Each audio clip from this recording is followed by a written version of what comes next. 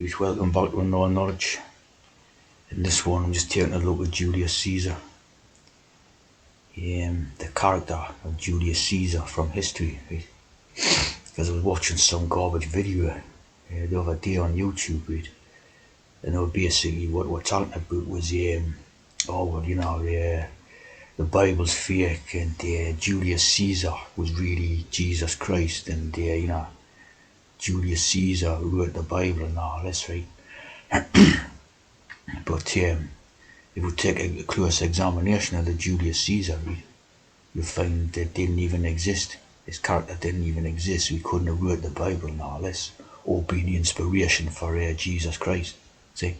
Because he didn't even exist. It's just a T character.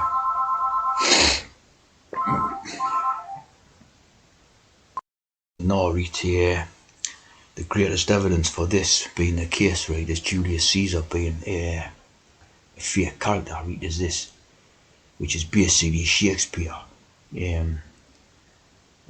wrote a book, right, and it's written in 1599, right, for to coincide with the opening of the Globe Theatre, right. So it's all theatrics, right, as we know, hex on hex. Like, for example, when you have the modern day thing, they make a movie supposedly based on a true story, right, about a news story or something, right. Whereas we know these supposedly true stories are lies in the first place, right. So it's all hex on hex, right? So this is quite similar. The character of Julius Caesar is a fake character anyway, and this is probably the first appearance, right. In fact, I'm betting on that here, this is the first appearance of Julius Caesar's in the William Shakespeare play, right? That's where the character comes from, see? Then they fill in the blanks about the old, what they call the ancient stuff, and all that, and, going back 2,000 years, 3,000 years, and all this. As we know, the stuff's total fabrication, right? So this is basically the first appearance of Julius Caesar, right? And as we know, the Bible, right, is not fake. The Bible is not fake. The Bible is a Masonic code book, right? And the Bible itself has no relation, or rather the sort of the story of Jesus Christ, right, which has developed over the hundreds of years and that has no relation to the actual Bible, right? The story that we're all familiar with has no relation to the actual Bible, see? Further that video I've done about the Harold Coppin and the Bible illustrations, right? This Coppin was basically the first person to create the image of the like the biblical characters and all that we're all familiar with, right? They all walking around in long robes with tea towels on their head and all that, right? And ours is that's probably the most famous one, is that one there, like type of thing, where they got the tea towels on their heads.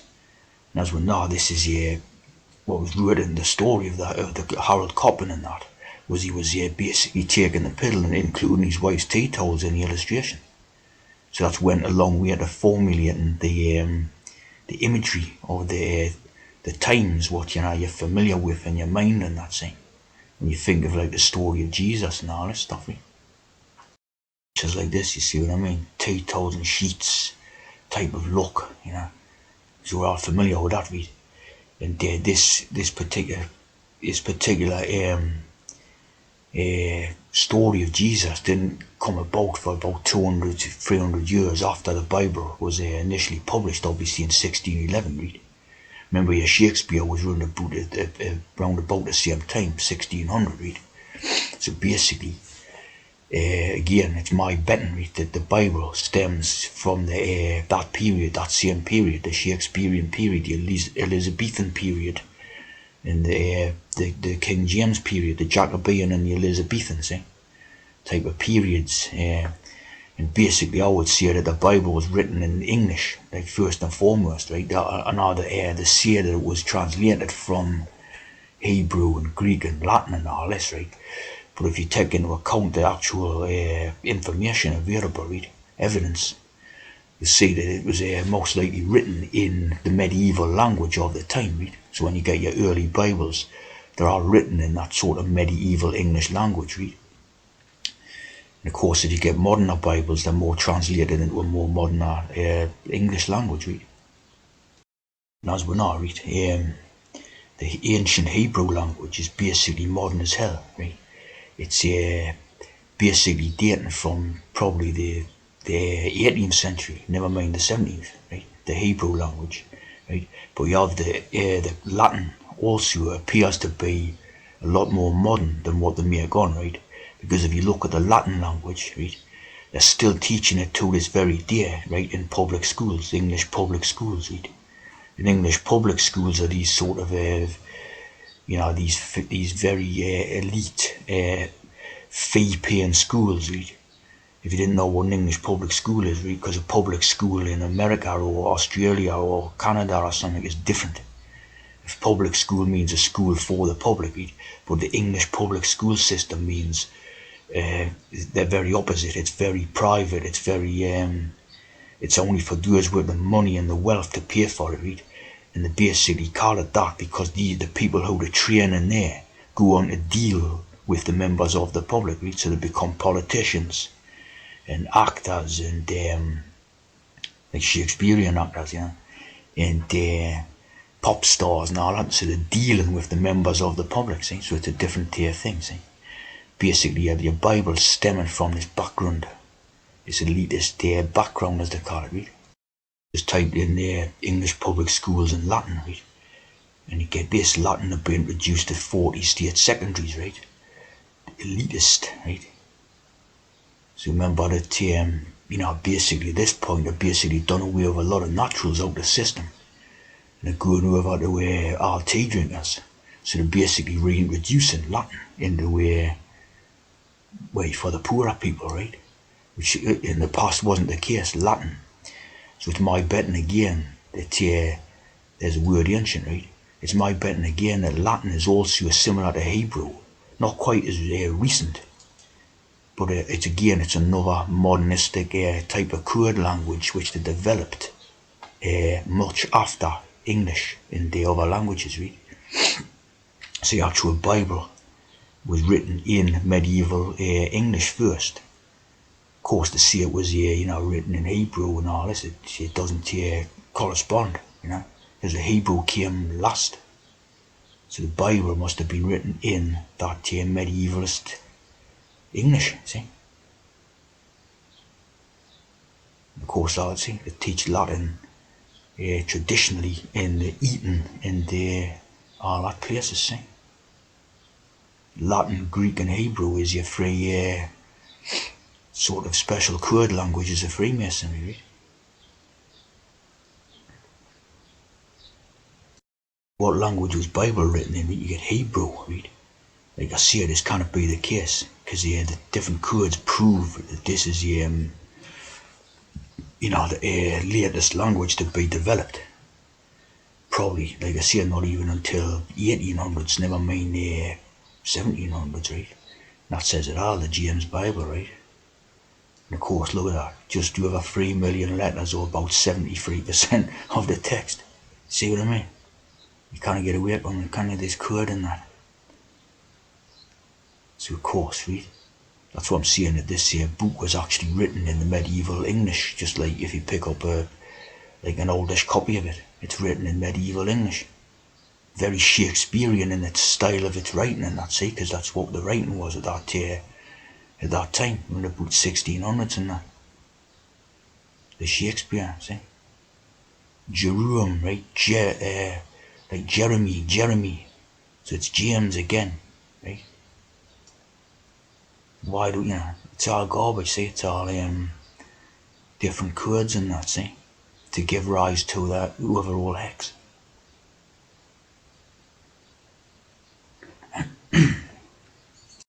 Jesus of Nazareth TV series with it's like Elizabeth a bit, in it, like the TH and that, right?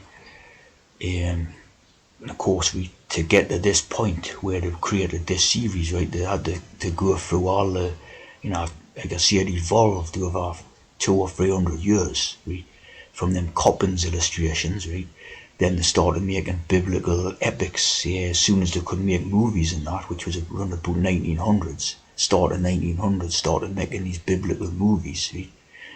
And then and then TV players and all the rest to basically create this idea of this story of with Jesus, right? Because if you actually read the proper Bible, you will not you will not see this same story. It's not like it. You can't arrive at the conclusion of this story from reading the Bible. It's just not the same thing. You see what I mean? It doesn't correspond. Like this is something that evolved this story over 200 or 300 years, right? To become like a story that we're all familiar with, but this is not what's portrayed in the Bible. You know what I mean? Because the Bible is some form of a Royal Masonic code book, right? And bears no relation to this, right?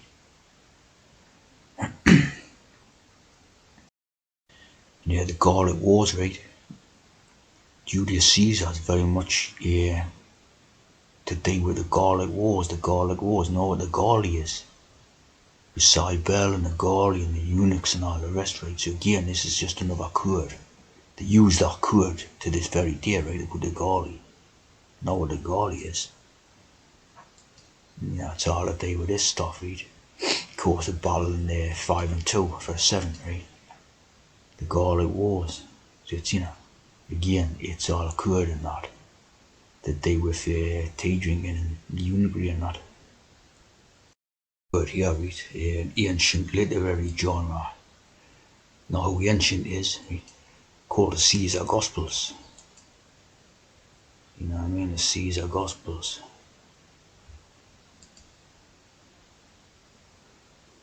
The tyrant T. The T. And then Saw, and Kaiser. You know the T. Yes, and matters with Sir Derek Jacobi. Freemasons from around the globe celebrate 2nd centenary Royal Albert Hall, 300 years. And Derek Jacobi was doing Samantha Bond and Sanjeev Bhaskar, and they were doing a Shakespearean performance. There it is, the Freemasonic celebration. He was doing a performance of Shakespeare, right? So Shakespeare is very Masonic, right? 100%. Yeah, Shakespeare is Masonic symbolism and all that, right?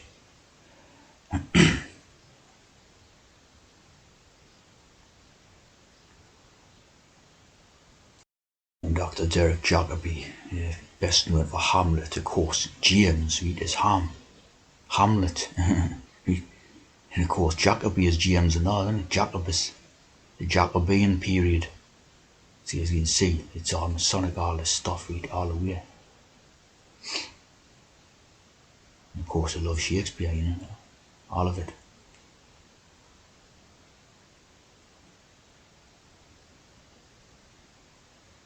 Of course, there's Gladiator, look, which is again is that table with the Roman stuff, right? Hex on hex, see? Hex on hex, fiction based on supposed true stories. But them supposed true stories are not true, they're all hex on hex, right?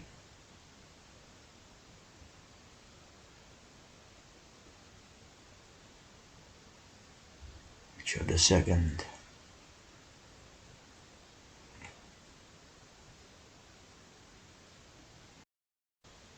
Spectacular indication of Masonic interest in Shakespeare, laying of the foundation stone at the Shakespearean Memorial Theatre,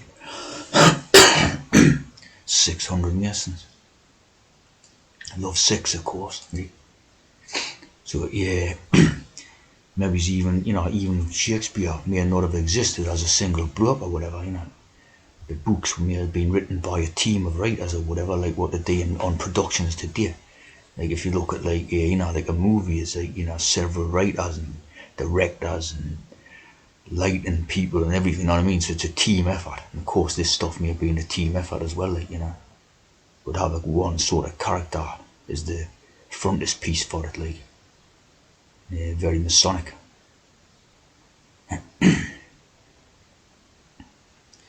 Very Masonic.